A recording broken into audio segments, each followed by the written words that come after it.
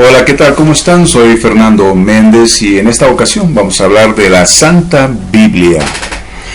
La Biblia Reina Valera 1960. Ese va a ser nuestro tema en este día. Esperamos que sea de bendición para tu vida. La Reina Valera 1960. Esta es la palabra de Dios, hablemos de ella. Si hubiera otra mejor en castellano lo diría, pero la Biblia no es un libro humano, aunque vino por medios humanos.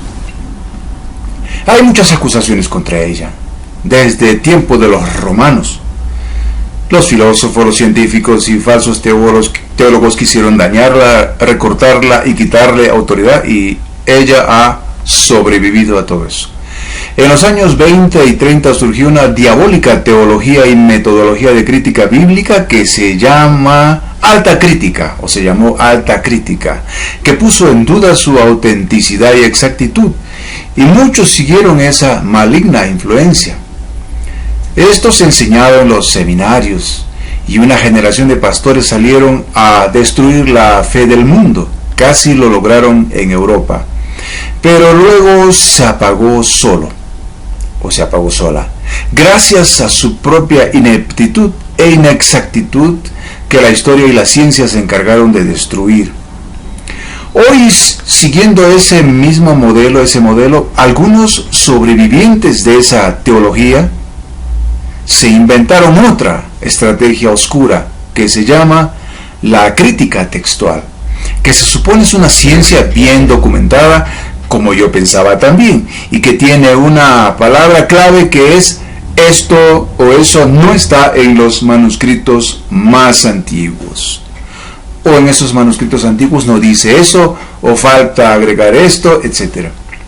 Y uno piensa que consultan muchos textos antiguos de los miles que hay en el mundo hoy, pero no solo consultan uno o dos. El que dicen es del siglo III y por tanto el más antiguo.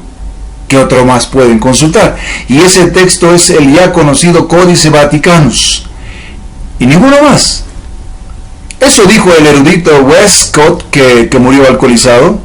Él era inglés y se encargó de copiar, cuando aún el texto vaticano era un texto común y extraño dentro de las bodegas del Vaticano, y se podía tocar incluso. Hoy día ya no se puede, está sellado o está protegido para que no se destruya. Ya lo han fotocopiado o lo han escaneado y se ha digitalizado. Él lo revisó y así empezó esta historia maligna de la que estamos ahora hablando.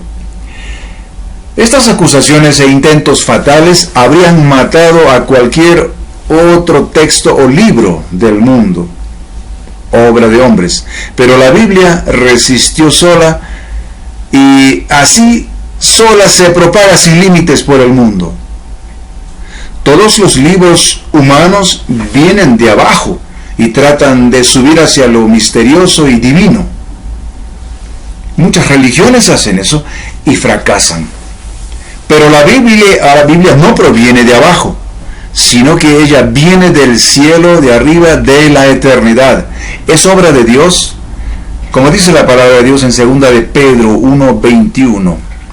Porque nunca la profecía fue traída por voluntad humana, sino que los santos hombres de Dios hablaron siendo inspirados por el Espíritu Santo. Hay otro texto también en Timoteo donde dice algo parecido. La Biblia no contiene la palabra de Dios, que es el término que usan mucho los impresores de Biblias hoy, y que tiene una trampita que no nos damos cuenta. Cuando dice que contiene, eso significa que tiene cosas que le sobran.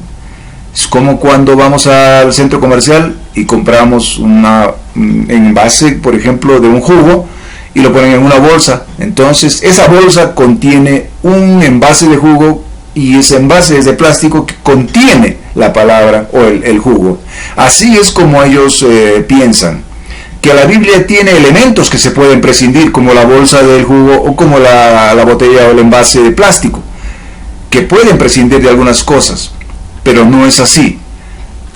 La palabra de Dios es la palabra de Dios. La Biblia es la palabra de Dios. Hay una gran diferencia entre es y contiene.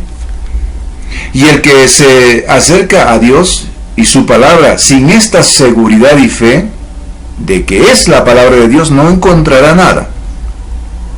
No encontrará a Dios, porque Dios no se revela de otra manera, sino que se revela por su palabra.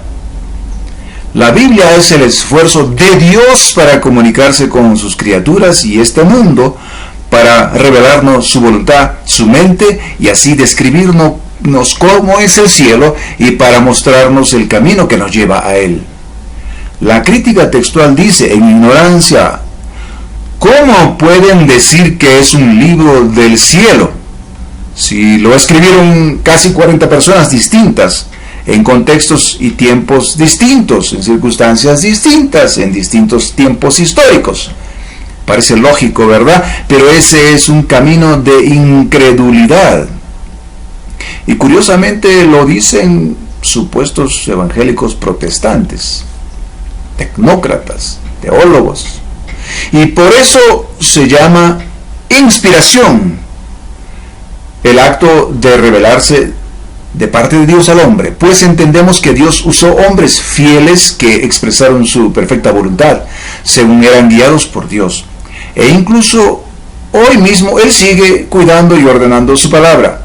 ¿Diremos que es inspiración y revelación? No.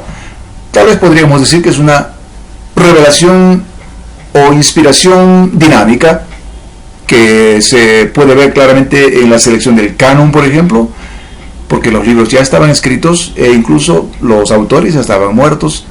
Bueno, y no permitirá Dios que nada ni nadie pervierta su palabra ni la distorsione. Y por eso hay una lucha tremenda en este sentido, y por eso también mi interés en publicar estas notas. Cuando leemos o escuchamos o pensamos en la Biblia, estamos escuchando a Dios. Y por eso mi aparente molestia a veces, porque es aparente, es más bien celo y defensa, aunque no necesita defensa, que quizás sea un impulso de Dios.